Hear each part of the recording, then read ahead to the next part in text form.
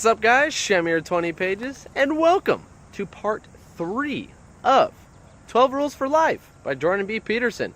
Today's video, it's a very interesting topic because we're going to go into Rule 2 for the 12 Rules for Life. And Rule 2 kind of gets religious, but it's still a very, very good explanation on this theory, or at least this one Bible verse that everyone knows about. We will touch upon that in just a second. So there's going to be 3 subpoints for this rule. The first 2 points, it doesn't seem like they really relate to the rule itself, but they actually do. I'll try to explain as much as I can to make it make sense. And then the third point is going to be the actual explanation of the rule itself. So if anything, the first 2 subpoints, you're going to have to kind of figure out how to intertwine those two with the third subpoint to actually understand the whole rule, rule number 2. So the first point being is going to be rule number 2. Treat yourself like someone you are responsible for helping. Had to put shades on. Sun is killing me. As I mentioned, I'm going to talk about the rule in the last subpoint. So let's get into the first subpoint, chaos and order. The distinction between the two and how they really relate to, for example, the Bible. And I love Jordan's idea on this and how he kind of breaks down the idea of chaos and order. So for example, without order, there is no chaos. Without chaos, there is no order. It's very interesting, us as humans, we kind of live our life trying to look for freedom and whatnot, and we try to live our lives not being limited to anything. But once we live free lives, we don't have order, and because of that, we live in chaos and we don't know what to do with ourselves. It's true in any other circumstance as well. Think about it. And if you're in, you have a classic routine that you always do, like say you get up for work and you work your whole day, and then you come home and then you start, eating dinner, and then afterwards you just watch TV and then pass out and then repeat. That is a cycle. And then that's a form of order. And then let's say you get fired the next day and it throws everything out of whack. Then you're in a state of chaos. That's when everything just doesn't make sense. Your brain is uncertain of itself because it's working off patterns, and the fact that this pattern has been disrupted, now you're living in a state of chaos because your mind doesn't know what to do. So Jordan B. Peterson actually makes an excellent point regarding this.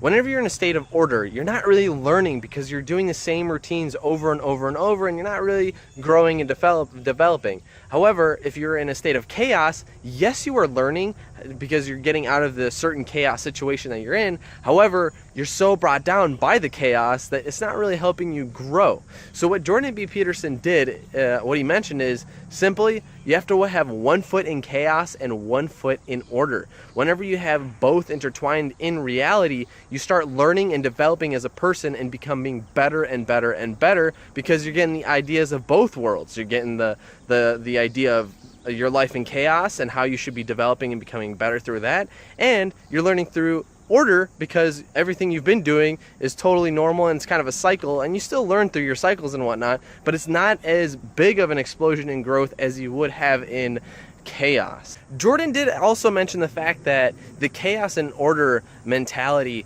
it's a very interesting perspective whenever you relate it to the yin and yang. So with the yin and the yin is promoted to be the bad side and the yang is the good side. So if you put it into retrospect with chaos and order, the yin, the black, is essentially chaos, and the yang, the white, is going to be order.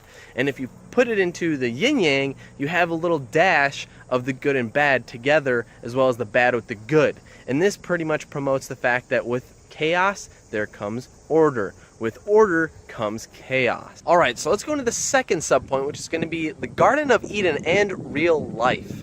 So with the Garden of Eden, it's a biblical thing, so I don't know if you'll know it, but if anything, I'll let you know really quick synopsis of it. So what it is pretty much God put Adam and Eve onto this planet to pretty much live and reproduce and, make a living for humans.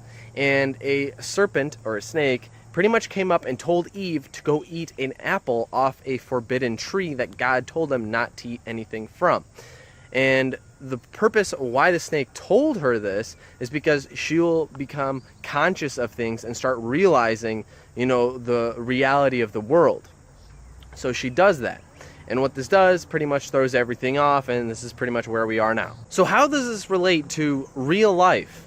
So the serpent, the snake, is always going to find its way to get into the world that is a good side of the world. They're always going to come up and try to create evil or bad things to happen. So let's put this in the context of, let's say a parent tried locking their kid in the basement to make sure that they're not going to be exposed to any of the bad things in the world. They're going to be pretty much cradled into the world by unicorns and rainbows. Now, the bad thing about this is the kid, although the parent seems like they're being very protective and it's very safe for the kid, however, it's very bad because that kid is going to be sheltered and pretty much put into this mentality where there's nothing bad out in the world.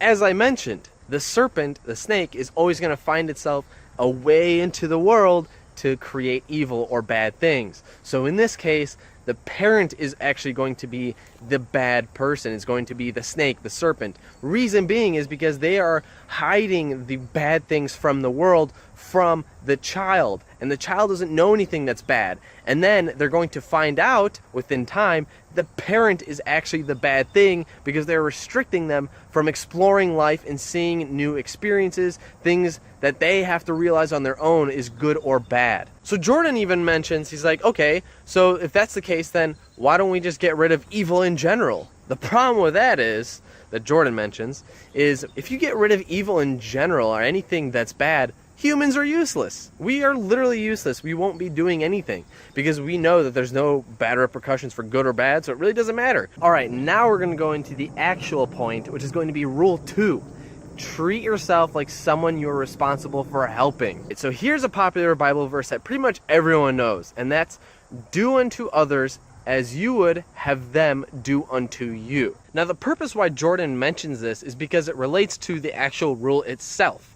In regards to that, it's pretty much you're treating others how you would want to be treated, right?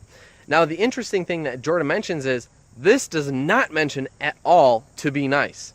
Not at all. That being said, he also mentions it does not necessarily mean to make someone happy. It just means to make an impact on someone else's life, how you would want to be impacted with your own life. Which, in a sense, is always bringing good things. Something that I really loved about what Jordan mentioned too was the fact that the world is pretty much all working together, right? And now how is that being held together?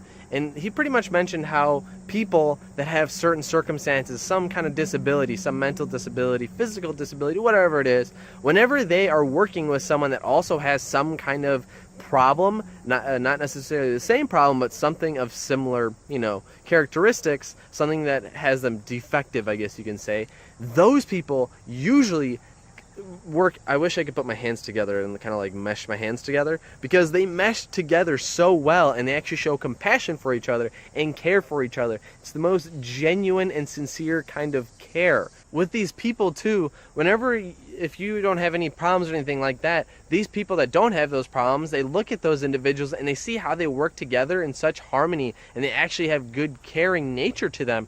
It kind of puts a state of goodness and well-being for that individual as well, and it kind of just enforces to be a good person. Those individuals that are defective as well, they're working hard with their head up all the time because they're trying to get past what they currently have and they're trying to get better as time progresses. And then lastly, with this rule, what Jordan mentions is take care of yourself.